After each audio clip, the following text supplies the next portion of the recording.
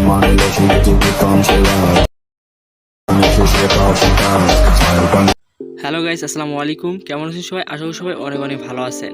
এরকম colour grading video বর্তমান Facebook এবং টিকটকে খুবই ভাইরাল হয়েছে। এরকম কালার গ্রেডিং ভিডিও আপনি খুব সহজে এডিটিং করতে পারবেন।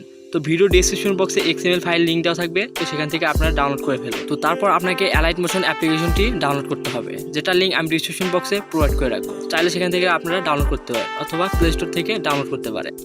তো আপনাকে ভিডিও ডেসক্রিপশন বক্সে যেতে হবে। তো তারপর এখানে XML ফাইল লিঙ্ক দেওয়া থাকবে, তো লিঙ্কে ক্লিক করুন। তো লিঙ্কে ক্লিক করার পর এরকম একটা ইন্টারফেস শো হবে। তারপর এখানে ডাউনলোড অপশন ক্লিক করে ফেলুন। তো ডাউনলোড অপশন ক্লিক করার পর এরকম একটা ইন্টারফেস শো হবে। তারপর এখানে ক্লিক করুন। তো এখানে ক্লিক করার পর নিচে ডাউনলোড অপশন চলে আসবে। তো এখানে ক্লিক করে আপনি ডাউনলোড করে ফেলুন।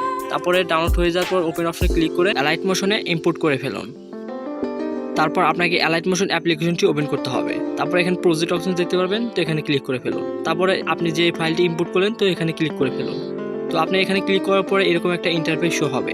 তারপরে এখানে আপনি খুব সহজে এডিটিং করতে পারবেন। তো আপনাকে প্লাস আইকনে ক্লিক করতে হবে। তো প্লাস আইকনে ক্লিক করার পর এরকম একটা ইন্টারফেস শো হবে। তো আপনাকে মিডিয়াতে ক্লিক করতে হবে।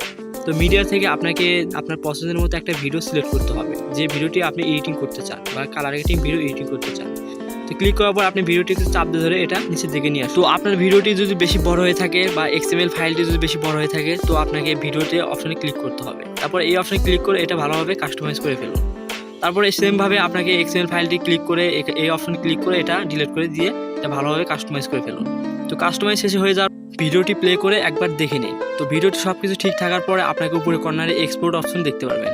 তো উপরে কর্নারে এক্সপোর্ট অপশন ক্লিক করে এটা আপনি ভালোভাবে গ্যালারিতে সেভ করে নিতে পারবেন। তারপরে এরকম ইন্টারফেস শো হওয়ার পর এখানে এক্সপোর্ট অপশনে ক্লিক করে ফেলুন। তারপর আপনার গ্যালারিতে সেভ হয়ে যাবে। তো এই ছিল আজকের ভিডিও। তো ভিডিওটি কেমন লাগলো তা কমেন্ট করে জানিয়ে দেবেন। তো সবাই ভালো থাকবেন। আসসালামু আলাইকুম।